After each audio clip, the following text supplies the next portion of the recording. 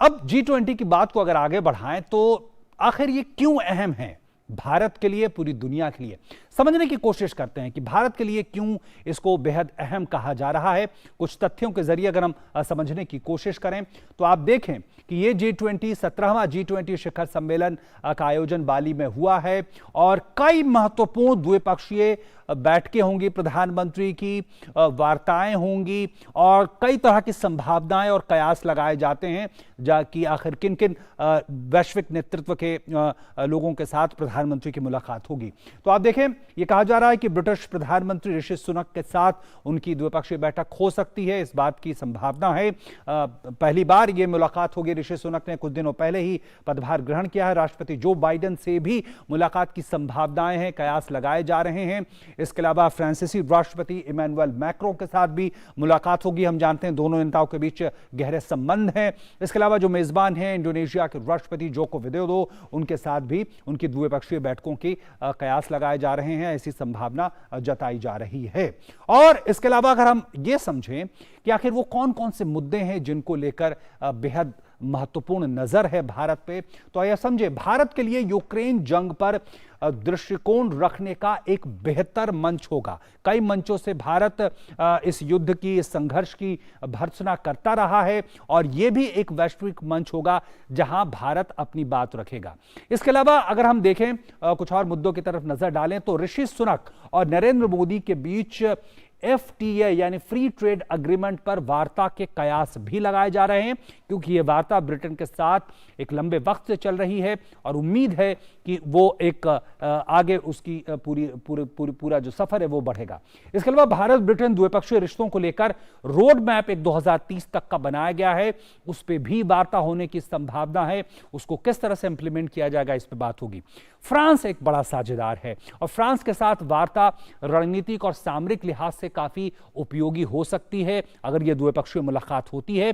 और खास बात ही कुछ दिनों पहले ही हिंद प्रशांत क्षेत्र में फ्रांस ने भारत को अपना एक प्रमुख सहयोगी बताया है, सहयोगी राष्ट्र बताया है। तो हिंद प्रशांत क्षेत्र की जो पूरी भू राजनीति है उस लिहाज से भी, क्योंकि यहां फ्रांस का भी स्टेक है, उसके अपने हित भी हैं, तो इस तरह से बेहद महत्वपूर्ण यह बैठक भी होने वाली है।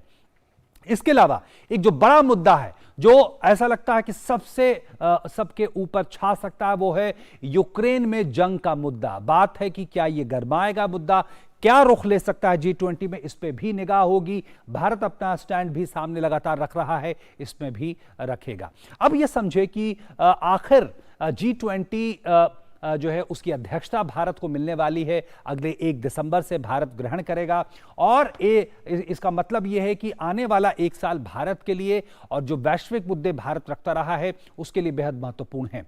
खास बात है कि भारत की अध्यक्षता ऐसे समय में भारत के पास आ रही है, G20 की अध्यक्षता, जब अंतर्राष्ट्रीय राजनीति में तेजी से बदलाव हो रहे हैं, सामरिक तौर पर बदलाव हो रहे हैं। इसके अलावा अलग अलग क्षेत्रों में संघर्ष की स्थिति है, जैसे मसलन यूक्रेन जंग को और ताइवान जैसे मसले को लेकर वैश्विक परिदृश्य में तेजी से बदलाव आ रहे हैं, रिश्ते बन रहे हैं, रिश्ते टूट रहे हैं। और इसके अलावा यूक्रेन जंग में भारत की तटस्थता को लेकर पश्चिमी देशों ने कई सवाल किए हैं और भारत इसको लेकर स्पष्टता के साथ अपनी बात रखता आया है।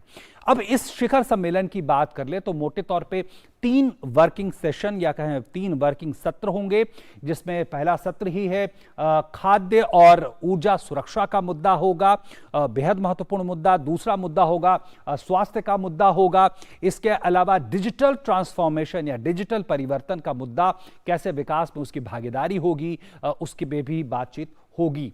लेकिन अब देखें, ये तो मुद्दे हैं, वर्किंग सेशन है, तमाम चीजें हैं, लेकिन आने वाले वक्त में अगर हम मोटे तौर पर देखें तो चुनौतियों का अंबार G20 के सामने है।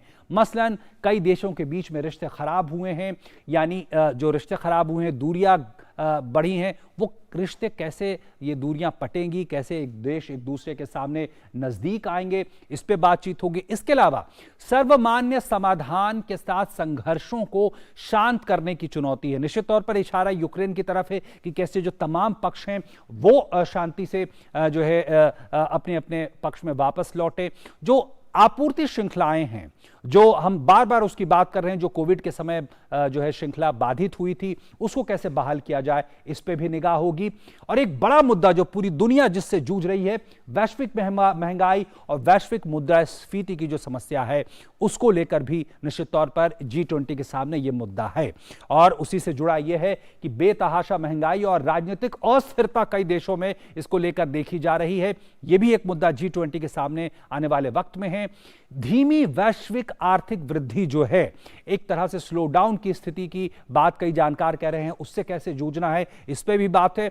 और एक जो मुद्दा जो तमाम देशों को छूता है, वो है ऊर्जा हितों, ऊर्जा सुरक्षा को लेकर किस तरह से इस चुनौती का सामना G20 करेगी आने वाले वक्त में, इस पे भी निगाहें हैं।